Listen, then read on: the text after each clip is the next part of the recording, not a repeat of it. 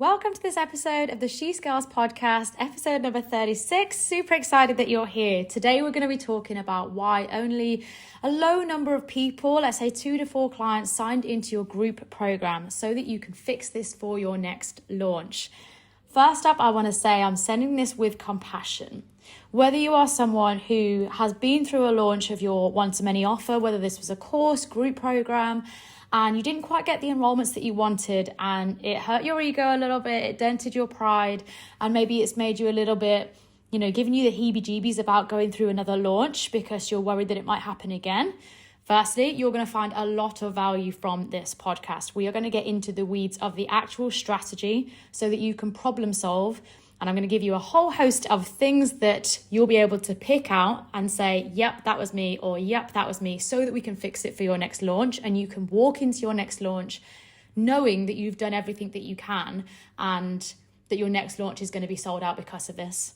It is a strategy thing. So also, I just want to caveat, whether you're someone that has never gone through a launch, maybe you've just been working with high-level one-to-one clients and you're feeling like there's a need for you to be able to expand and serve people on a bigger level, and you're looking to either launch your course, group program, and you want to know what are some common mistakes or problems that people come up against when they're going through a launch so that you can avoid doing these things and go into your launch knowing that it's going to be a sold-out launch.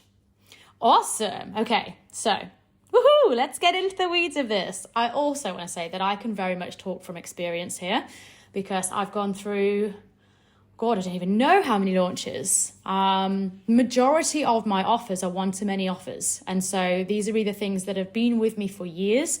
And then I have a few pop-up things that I do throughout the year. So I've launched everything from membership, minimind, masterclasses, through to bigger ticket stuff like signature programs, online courses, masterminds, the works. So I've been through many a launch, and I'll hold my hands up to say some have been super successful, having 12, 15 people signing up, which is incredible.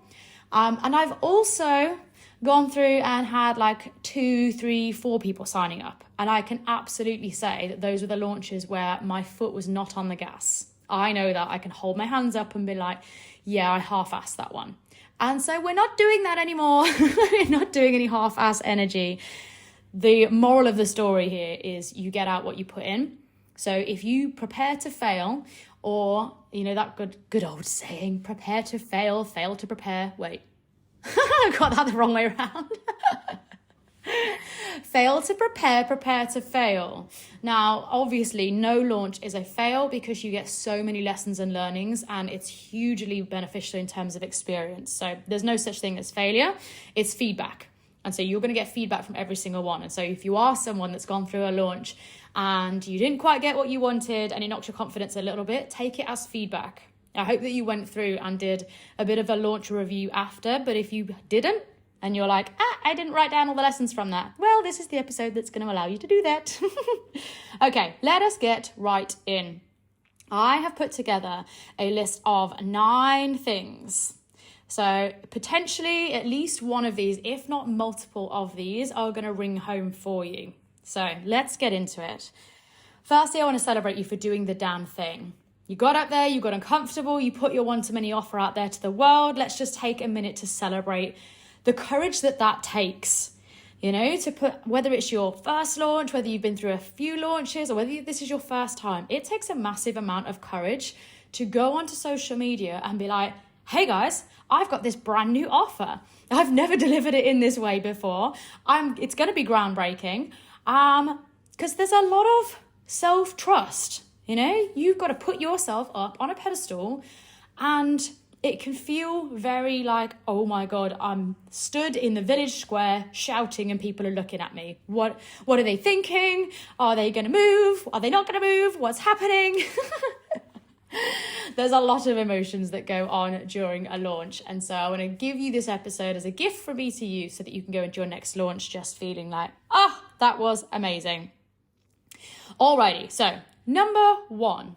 First reason as to why you might have only had low signups into your group program or your online course. Missing the market research phase. Honeybee. Fatal error number 1. Just because you think this thing is a good idea does not mean that your clients, your audience, or the entire industry, or even just your community think that it's a good idea. I know you might think that you know what's best for your people, but if you didn't ask what's best for your people, you don't know. Because what you think is a great way to deliver something, or what you think is a framework that makes sense, or what you think is brilliant, isn't necessarily shared by other people. And so you cannot skip this step. And I'm also going to say, even if it's an offer you've launched before, if you've had a signature offer for a year, 2 years, 3 years, with each new launch, still go and do market research. Still go and do it, because there's things that you'll be able to bring up to date. There might be new messaging, new keywords, new things that people, new ways that they describe the current situation that they're in, new ways that they describe the goals or desires that they're working towards, that this offer would be a good fit for, new things that you want to go and include or take out. Just because it's an existing offer does not mean that you don't need to do up-to-date market research. Now, obviously, for any new offer, of course, we need to do market research. The point of this is to go and crash test your offer so that you're not just working from assumption and going out and being like, guys, I know exactly what you need. Have this. And people are like, no. We don't want that. So go do your market research. Go and get the evidence that you know that this thing is needed. You've road tested it. You've got feedback. You've got people's input. You've got their insight.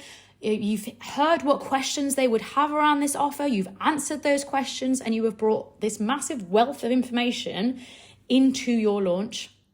Think about the confidence that you're going to show up with throughout the launch when you know that this offer is backed by evidence. So if you felt wishy-washy or your confidence has waned in past launches, maybe it was because you didn't know for a fact that this offer was backed by evidence. So this needs to be number one. Do not pass go. Do not collect your £200 if you have not done this step. Go test your offer, get as much feedback as you can. At least 10 people, if not 20 people, to go and get their insight onto this offer. What questions do they have around it? What objections would they have around it? What do they think of the pricing? What do they think of the actual framework and what's included? Is there anything else that they'd expect to see in something like that? Would they have any reasons not to sign up for something like that based on where they're currently at? Go and plug all of the gaps, get people's feedback so that you're coming to this launch with at least 10, if not 20 plus pieces of feedback that go, this offer is amazing. Yeah? Boom. Number one. Number two is you weren't clear on the problem that you solve with this offer. Specifically, pick one, if not a couple of problems only. Stop trying to solve 10 problems with one offer. You're going to create a kitchen sink offer, and believe me, it's not worth it. It's not worth it. Stop trying to package everything you know about subject X into one offer. It is not worth it, because you will have to work so hard on the messaging because you're trying to say, look how groundbreaking this thing is. It does this and it does this and it does this and it does this. And ultimately what you'll do is you'll have to write so much on the sales page that you'll actually talk people out of it. Less is more. So if you're trying to include every single problem, and there's far too many problems in there, therefore there's far too much in your offer, the messaging is going to be really vague and people won't sign up. So don't do that. Be clear on the specific problem that you solve. At this point, it is far easier to go really granular. Go in to your subsection, your subgroup, solve one problem, 1 to 3. 1 is super easy to sell because it does what it says on the tin. One of my first passive, was it my first passive thing? Yes. My first passive offer was how to get the yes on discovery calls. That was it. It was a masterclass, literally taking you through how to structure your sales call so that you could get the yes there and then on the call. It was a one masterclass. It answered one question. And once I'd created it, it would sell by itself because it answered one question. And it gave the solution in that thing. I barely ever mentioned it, and people would sign up, buy it, binge the class, and then message me after to say that it had worked and that they were getting X results in their business. That offer solved one specific problem. So the messaging for it was very clear. The outcome was very clear, whereas I've had offers before where I've just, out of the goodness of my heart. So if I'm sending you love, if you've done this as well, where I've tried to pack so much into an offer that the messaging just makes it sound like the offer does 100 things, and people don't want an offer that does 100 things. They want to know that this offer does the couple of things that they specifically are looking for. Don't try and sell to everyone. Answer 1 to 3 problems, go in, solve only those problems. Yeah? What's that Jay-Z song? They've got 99 problems, but you just need to pick 3. Go in, pick your 3 problems, and then give your solutions in that, so that your messaging then can be really, really clear. So that was number 2. You weren't clear on the problem that you solve. Number 3 is your framework for getting results wasn't clear. Let me say that again. Your framework for getting results wasn't clear. So this is how you're getting them from A to B. Your framework, your process, what you're actually doing in the offer that enables someone to see that when you're talking about, you'll be able to do X, Y, Z as the desires, the goals, the outcomes of this offer, that when they're looking at the how, that process is clear. Because if you're talking to them, talking about how, their future dream life is going to look, and they'll be able to do X, Y, Z, and they'll be able to feel X, Y, Z, and X, Y, Z is going to be happening in their life or their health or their mindset or their business. If they're looking at your logical steps, like your framework for getting them there, and it doesn't make sense, or there's gaps, or it's vague, people aren't going to buy. People have been burned before. You need to go bigger than just, I'm sure that you've heard this before, as in the messaging for how you get someone from A to B. It's not enough to just provide that messaging. You need to actually give the framework for how you're getting them there. People have made investments in the past and they've been burned before. So yes, start with the messaging of here is what you're currently going through and here is where you desire to be.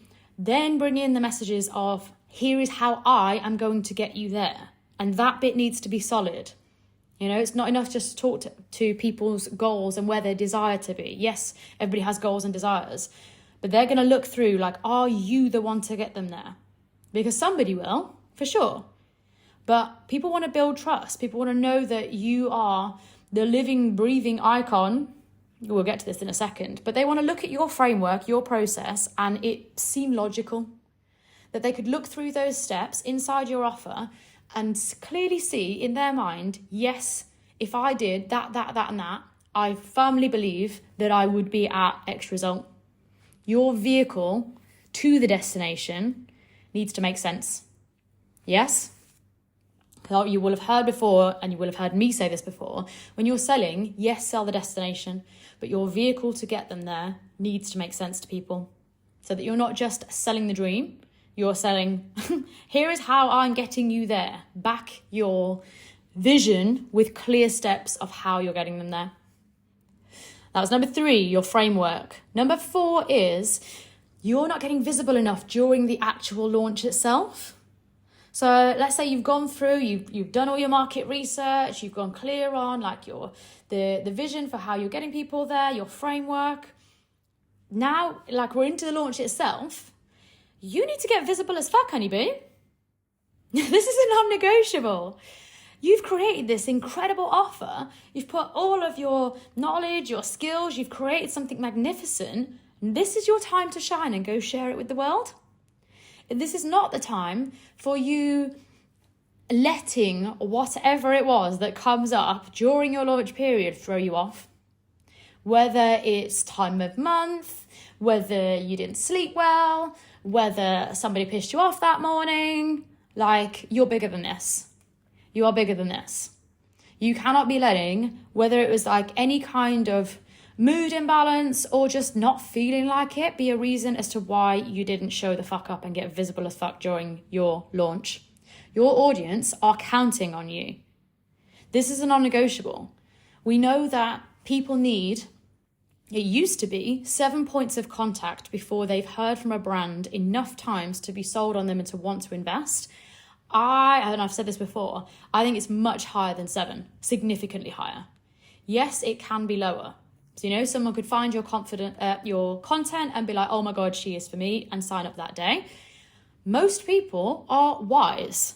They're already looking at your competitors. They're already looking at other people like you who they vibe with, and they're just trying to see who is the best fit for them. So if you assume that they are watching other people as well as you, and if you assume that they have seen types of content before and marketing messages and they're wise to this, you know that you have got to put in the work, honey boo. It is a strategy process. So if you're only putting in half the amount of reps, if someone needs to see you, 20 points of contact, let's say, now take social media, and on a good day, it might show your content to maybe 5% of your audience. If you're freaking lucky, it's probably a lot lower than that. So if you are only putting in half the reps, let's say we need 25 points of contact. Now let's say that you've only posted like every second to third day. Now let's go further in, and of that post on every second to third day, it was only shown to a tiny fraction of your audience. So even the people who are interested are only seeing every third to fourth post. So they might not see you for a week and a half based on your posting schedule. Girl, so in order for them to get 25 points of contact when they're only seeing you every week and a half, it's going to take them 6 months to make a purchasing decision. Are you looking for a 6 months launch timeline? I don't think so. If you're planning this launch to be, let's say, somewhere between 4 and 8 weeks as you take your audience through this journey and get people warmed up and used to seeing you, and you want them to see all these pieces of magnificent content that you're bringing out, but you're not visible enough, girl, you're shooting yourself in the foot. People literally aren't going to see you enough to be bought into you and have heard the messaging around this offer for it to really resonate with them multiple times and for them to see themselves in this offer and want to buy. So when you're launching, make sure you are getting visible as fuck. I'm talking about daily video content, whether this is reels, whether this is going live, whether this is featuring in other people's groups, going live in your own group. Like, really max out on your visibility content so that people aren't just seeing your written words, they're seeing you physically. You're showing up on video, you're either teaching or building awareness or showcasing your skills or teasing your audience as to whatever's coming next. But make sure you are going all out. Like, you owe it to yourself and you owe it to your audience. It is not the time to be pulling back, going quiet, because they will pay attention and they'll be like, where is she? Is she still launching that thing? Is that thing happening? And your lack of visibility will have people asking questions as to why. Especially if they've seen something that was of interest to them and then they see you not selling it and not shouting from the rooftops, it will plant that seed of doubt. And then you're going to have to work harder to overcome that seed of doubt. So we're not going to do that. People buy from people that they trust. People also buy from people that they can see. So if we can't see you, we don't trust you, and we're not going to buy from you. There we go. That was number 4. Kind of along the same line is number 5, not warming up your audience enough. Especially if you've got a cold or a new audience, whether this is a new offer or you've recently been building a new audience or you've started over on a new account, let's say. If you've got a cold audience, you need to give people time to get to know you, get to know what you're about, get to know the transformation that you're speaking about, and get to know this offer. Like, they need time to be able to see what's possible by working with you. So bring them in on your journey, bring them along on the ride, rather than just turning around in a few weeks and being like, surprise, I've got this offer. I'm wondering why people look confused. Until your audience are, I'm going to love this, until your audience are literally frothing and will bite your hand off, there's very few people who will actually want to bite your hand off and have this thing. You don't get to skip this phase. make sure that you're warming up your audience enough and that you're allowing ample time for them to come with you on this journey, for them to see you building it, creating a bit, talking about what you're excited about, talking what could be possible for people, sharing your own testimonials and past client results of people that you've taken through this process before. Like, lay out the foundations. Ain't no point skipping this part of your launch period. This is all your hype, your building awareness. I am going to do another podcast episode on specific launch phases. So that's coming, just FYI. But allow ample time to warm your audience up and bring them along with you on this journey before you turn around and say, doors are open, when they haven't had enough time to make a qualified buying decision. So get your audience hot, wet, and ready. This is not the time to skip foreplay, ladies. You know this. I know how much you hate it when people skip foreplay. So this is the foreplay for your audience. When you have a little bit of tease, when you have a little canoodling, like, get them ready for the main event, yeah? Don't propose too early. Number 6 is not being clear on your launch goals, like your vision, your why. Like, why are you bringing this thing out? Because this is what will keep you motivated and keep you excited. There's probably going to be times where, I don't know, if you stay 100% in your best energy, in your main character energy throughout the launch, fan-freaking-tastic. I know that you're looking after yourself and you walked into this backed by evidence and you're going through all the launch phases and you are a prepared queen, and I freaking love that for you. But I also know that we're women and our chemical imbalance changes significantly on a day-to-day, and you will likely go through a full cycle during this launch period. Now, I'm absolutely not a hormone expert, one of these people that knows how to plan a launch around her cycle. Maybe that's an episode for another day. Maybe I'll get someone in to talk about that. Anyway, my point here is when you're being clear on your launch goals, on the days when you don't feel 100%, maybe you woke up tired, maybe your period started, maybe you're feeling under the weather, maybe, I don't know, you had a client situation that didn't turn out how you wanted it and it knocked your confidence a little bit. Like, whatever it is, you being clear on your launch goals and what you want the outcome to be here, how you want to serve people, like your vision is what will keep you going and keep you motivated and on track throughout the whole launch. So make sure you're clear on what that is. Whether it is, like, make it trackable as well. Don't just have it as, I want to bring this offer out. Like, that's not very motivating. Be specific. Set some metric, trackable launch goals. Is this around how many people you want to bring into your free launch event? And you want to grow your email list by X number of people? Is it how many people you actually want to sign up? Is it how many people you want to sign up before doors open on your waitlist, for example? Is it how many people you would like inside in the first round versus future rounds? Is it how many people you would like to sign up in the launch week? And are you going to close it and reopen it, or is this an evergreen offer? Like, set yourself some lofty, exciting goals so that every single day you're waking up being like, woo, I'm one step closer, and you've got that motivation. So if you weren't clear on your launch goals, this might have been why you fell off in the past, is that you were a bit shaky in what the direction was that you were going for. Maybe you hadn't even set a direction. You were just like, man, I'm just going to launch this offer. Meh. And then wondered why you fell off your own bandwagon. Similar. No, it's not. But number 7 is you weren't sold on the offer. If you're not sold 100% on your own offer, whether it is the transformation, whether it is the price point, whether it's something in the framework, whether it's how you're delivering the offer, like whichever aspect it is, if you're not sold on this 100% and it's not feeling like Allah to you, how can you expect your audience to be like that? If it's not feeling like a full body orgasm for you, you can't expect other people to be feeling even half. You have got to be the one that is feeling like this thing is the best thing since sliced bread. So if there is any part of this that is not feeling like, whether it's feeling sticky, whether it's feeling heavy, whether you can feel resistance around it, pay attention to that. Pay attention to that.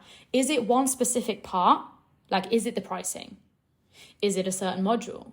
Is it a certain part of the process? Go into the nuts and bolts. Is it a specific part of the offer? Or, and I'm going to say this, is it the damn offer itself? Do you not love the offer? Because what I will also say is that you don't necessarily have to know why you don't love it. But if you're not fully behind this thing, don't launch it. Don't launch it. I've cancelled launches in the past where I was reframing an existing, very successful offer, and I was putting it into a different format. And I couldn't explain what it was, but I had such resistance around it. Such resistance. And I'd started the launch. I was a few weeks in. I was building momentum. I'd got a wait list that was building. People were excited. I had multiple people saying, oh, buy this when you bring it out. But I could not shake the resistance around it, so I cancelled it. I was like, guys, I'm not launching this thing. Here's why. You have got to be the one that is most sold on your offer. So if there's any kind of resistance on it, whether it's any kind of sticky point, any kind of heaviness, pay attention to that so that you can either fix it so that it feels just like yummy for you, feels like a full body yes for you, or you park it. Maybe it's temporarily and you'll come back to it in the future. Maybe you never will. But don't be selling something that you are not the one that is most sold on it. Number 8 is you're not the living, breathing icon for this offer. You are not showing us why you're the authority in this area, truly embodying the transformation that you're promising. Girl, if you're delivering a transformation in an offer, it makes logical sense that you should be the one that is fully embodying the transformation, right? Should it not? Should this not be obvious? Don't be promising transformations that either you have not experienced yourself or that you have not helped other clients to receive in the past. Because if there's any kind of, you could have the best messaging in the world, but if people are looking at you and they don't see that you are living either the lifestyle or the mindset, or you're just not the living, breathing icon of their point X, then why would they buy from you? They could be bought into your messaging and being like, yes, I do want that. And I do think this offer sounds great, but I'm looking at you and you haven't walked that walk. Your talk is not going to be good enough if you haven't walked the walk. Yes. So during your launch, it is absolutely your responsibility to make sure that you are showing why you are the authority in this area, how you can, as good as guarantee that you can get someone this end result. And you do that by showing how you walk your walk and how you've helped clients to walk that walk before. It just removes all doubt. People are going to be able to sign up and buy from you with ease if they can see that you've walked this walk at least once well, if not multiple times well, and taken multiple clients through and got those same results as well. The more that you can show that you've walked this walk, the easier it's going to be, because people will just be like, oh yeah, that's what I know her for. For example, I'm going on a trip in a couple of weeks to LA on a business retreat. I know nothing about this retreat. I've no idea what we're going to be taught. I don't know what the agenda is, literally nothing. And that doesn't bother me at all, because I know the retreat is going to be amazing, because I've seen this woman do this thing many times before. I've seen the evidence. So it doesn't matter to me what the specific transformation is or what we're specifically going to be taught over those days. The point is that I've seen her walk this walk many times, so there's not a doubt in my mind that this isn't going to be an absolutely incredible, life-changing experience. The nuts and bolts and the details aren't, for me, they're not important, because I know that it's going to be great, because I've seen her walk this walk many, many times. I've seen multiple people walk this walk with her many, many times. So I know that she's the authority in this area. So the same applies for you. Think about what you're promising in this offer. Are you showing that you are the authority in this area? And are you bringing this into your content? Are you sharing it everywhere? Are you sharing social proof of it, consistently throughout the launch and your client results as well? Show us why you are the authority in this area. And then lastly, number 9, you didn't hold the energy throughout your launch. You pulled out early or you disappeared when people didn't sign up on day one. Your ego was dented and you folded early. Am I right? Am I? Did you fold early? Did you pull yourself out of the running because your ego was hurt? Now, if it hurt your pride that people either didn't flock in like birds of a feather when you announced that the doors were open, and if you let that change how you showed up after that, that's a you thing. That is a you thing. Because you changed and therefore so did your results. You know, yes, there's the people that dive in early and they're like, hell yes, like I want to be in early, I want to get like the best pricing or early bird discount or like count me in, who are happy to go first because they are either sold on you, sold on the offer, like there's the early jumpers. But then there can often be a lull. And it might be because you get a lot of people who wait to see who goes first. So there'll be a lot of people that sit on the fence because they don't like to be the first in. So you get the people who wait for other confirmation that others have gone first. So they might be more towards the middle or towards the end, as long as they've seen other people go first. Then you've got the people that are happy to go first. And then you've got the real last minute Larrys that need urgency and deadlines.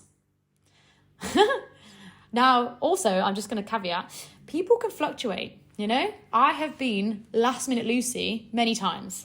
I might have watched someone launch throughout the whole thing and been like, do I, don't I? And I hop in last minute, even if I know that it's the most expensive time because I've watched the pricing go up. I have still bought at the most expensive time after watching multiple price increases because FOMO is a bitch. I've still absolutely got significant value. So I have zero regrets over any investment that I've made. But I've been the last minute Lucy who will literally watch the countdown timer sometimes until the last few hours and been like, fuck it, I'm coming. And I'll message the person being like, send me the link with literally like an hour or two to go. So this is why it's super, super important that you hold the energy right until the last moment, because there are people like me who will buy at the last moment.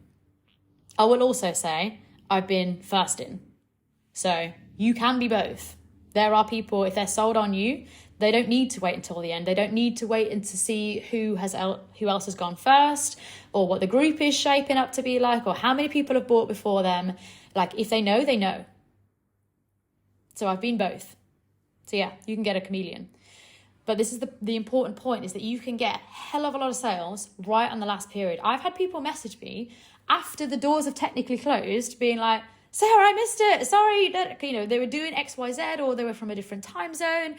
And they've messaged me after the countdown time has finished. I've pulled the sales page down. The link has gone. And they're like, Sarah, I wanted to buy. Can I still join? Of course. If you're in my DMs being like, I want in now, send me the link. Yes. Okay, fine. This is why it's super important that you don't just pull out early. You need to hold this energy throughout the launch because people are watching all the time. And how you hold yourself throughout this period is really, really important. So you need to hold the energy. You need to hold the faith, hold the trust so that you can just have this magnificent launch.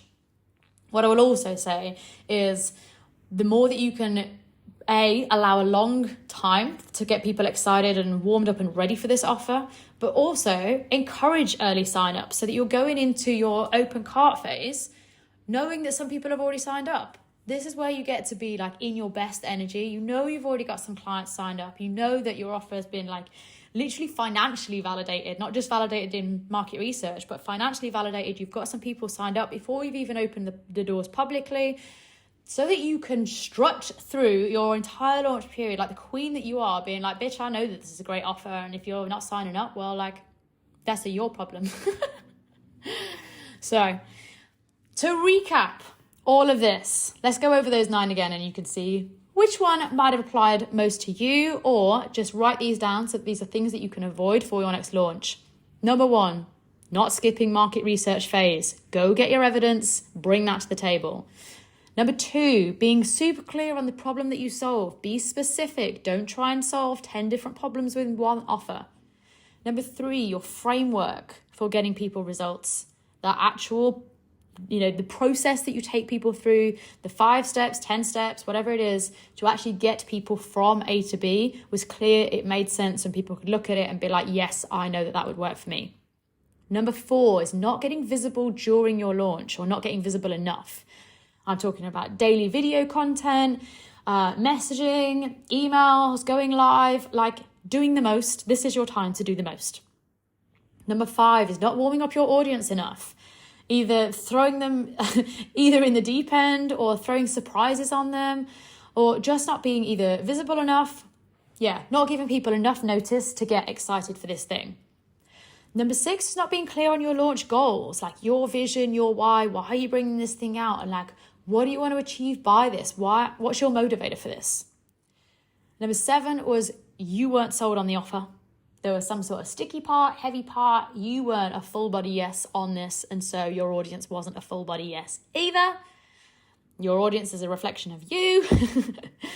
Number 8 is not showing us why you're the authority in this area.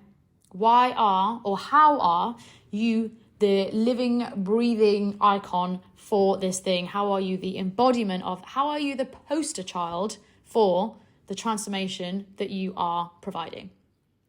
Number 9 is you didn't hold the energy throughout right until the very end. You let people, or you either got discouraged or ego took a dent, and you let that affect the way that you showed up throughout your launch. So there's a nice little summary for you. All of these things are costly mistakes. And even if you let one affect you, that can affect your launch and the amount of people that you can bring into your world. But now that you know all of these, you can prep and plan the most incredible launch. You can come into it backed by evidence, backed by research. You can allow yourself ample time to bring your audience along on this journey with you, to let them see the creation process, to really get behind you and see why you are the one, and build your authority. Let us see why you are the poster child to bring this offer into existence. Do all of these things, and you will walk into your launch week, or when this thing is available and ready to buy, and you will have people flocking into your offer. I'm so excited for this for you. I am going to do another episode on launch phases specifically, so that you can prep and plan in the right way. But if you're prepping now for either your course, your program, your high ticket one-to-many offer, and you're feeling like this next launch is going to be your sold out launch, there are still a few things from a strategic level and an energetic level that you need to keep in mind. So I'm going to put these into an extra episode for you. And at the time of recording this, I am finalizing the build of my program, Your Freedom Formula. This is where you can put together what your one-to-many offer is, and we map out your entire launch along with the actual tech, the systems to support you as you welcome a high volume of people. We're going to build you the house that can support volume. Because I know that you can do 2 to 4 people signing up into your offer, but what if that was 20 to 40? Could you support that in a single day? We're going to be building you the tech systems, the funnels, the actual systems that can support volume without you needing to pedal like you're in the Atlantic in a dinghy. That was the most random metaphor. Who pedals? Anyway, so your freedom formula is going to be the combination of the actual strategy to help support you with this launch so that you can welcome a high volume of people into your new one-to-many offer, whilst also giving you the support, the energetics, the launch support, and helping you to hold that confidence throughout every single phase so that you can bring this offer into existence, welcome a high volume of people into your world, and serve even more people with your gifts. So at the time of me recording this, it's going to be going live in a couple of weeks. The build is going well. I'm super, super, super excited to bring this offer out. And if you're listening to this from the end of, what month are we in? April? I swear I'm still like mentally in like January or 2023. Crazy. If you're listening to this from the end of April, your freedom formula is available to buy. You can sign up and I can help support you during your launch so that you can really expand and scale your business, whether this is your first 6 figures, whether you're working on multi 6 figures in 2024. I'd love to be able to support you as you scale and bring in this incredible one-to-many offer. But this is everything for this episode. Like I said, I'm going to do another episode with launch phases. So keep your pens and papers, if you're a writer like me, ready. If not, notes on your phone. I've absolutely loved this episode. I hope that you found it valuable. If you have, screenshot it, share it to your stories, send me a message. Oh, remember to tag me, Sarah Buckland Coaching. I'd love to reshare it, celebrate you. And thank you very much for listening, and I'll see you inside the next episode.